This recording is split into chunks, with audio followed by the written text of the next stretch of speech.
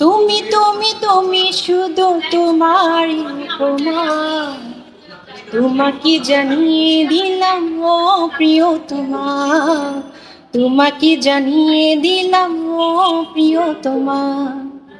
আমারই আকাশ নীলে তুমি যে নীলিমা, তোমাকে জানিয়ে দিলাম ও প্রিয়তমা, তোমাকে জানিয়ে দিলাম ও প্রিয়তমা। যতনে তোমাকে রেখে এই মনে লুকিয়ে, ভালোবেসে বেসে যাব সবে থাকবে।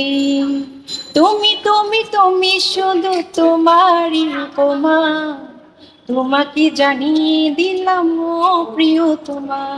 কেননা সবার স্বপ্ন সুপারস্টার সাথে ছবি করার, আমার ইচ্ছে আমিও শাকিব খানের সাথে ছবি করতে চাই, মুভি করতে চাই। আমি দেখতে শুনতে কি খারাপ? মিষ্টি জান্নাত আপনারা কি বলবেন যে মিষ্টি জান্নাত কি করেন? উনি কি মানে মডেল নাকি অ্যাক্টর? না আমি জানি না। উনি শাকিব খানকে নিয়ে অনেক কিছু বলে যে শাকিব খানকে উনি শাকিব খানের প্রাণ, ওনার হ্যান ত্যান অনেক কিছু।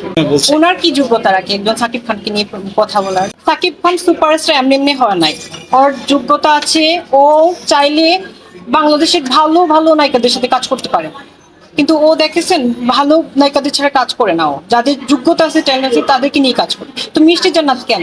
আমাদের মতো অনেক মিষ্টি জান্নাতি আছে ওনার পিছনে, উনি এখনো চান্স পাইতেছে না ওনার কাছে কাজ করার জন্য। তো মিষ্টি জান্নাতের কোন যোগ্যতা আছে যে ওনাকে নিয়ে কথা বলা?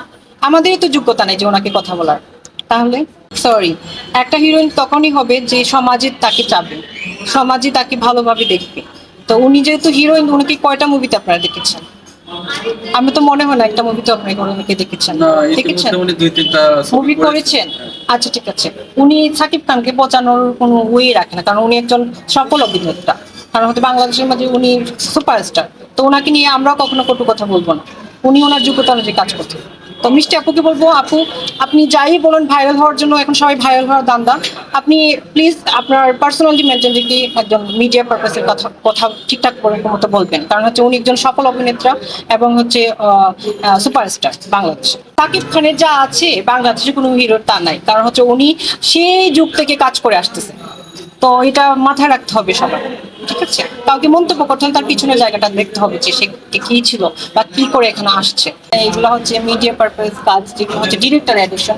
সাকিব খানের এখানে কোনো হাত নাই। এটা হচ্ছে কারণ মিডিয়াতে যারা কাজ করে হচ্ছে ডিরেক্টর। আমি বলবো যে ডিরেক্টরদেরকে আপনারা এই কোয়েকশনটা করেন। ডিরেক্টর হচ্ছে একটা মুভি যখন পরে প্রডিউসার ডিরেক্টর নিয়ে ওরাই হচ্ছে এই কাজটা করেন। সাকিব খানের এখানে কোনো হাত নাই।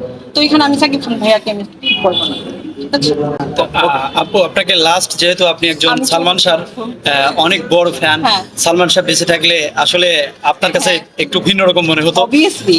তো যেহেতু সালমান শাহ ছবি অনেক দেখা হয়, সালমান শাহর স্মরণে একটা গান গেয়ে আজকে আচ্ছা ঠিক আছে। আমার সত্যিও সালমান শাহর জন্য আমার প্রাণপ্রিয় ক্রাশ সালমান শাহ।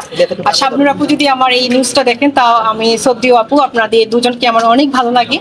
আমার সেই ছোটকালের জীবনটা হচ্ছে আপনাদের, যখন হচ্ছে আমি ছোট ছিলাম তখন হচ্ছে মাথায় গামছা দিয়ে আমি নাচতাম সাকিব এই যে সালমান শাহ ভাইয়ার মুভির গান সং শুনে শুনেই নাচতাম।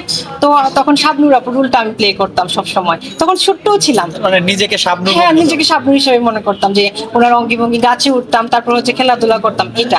তো শাবনূর আপুর আর সালমান শাহ ভাইয়ার একটা গান আমার খুব ভালো লাগে, তো ওইটাই বলতেছি।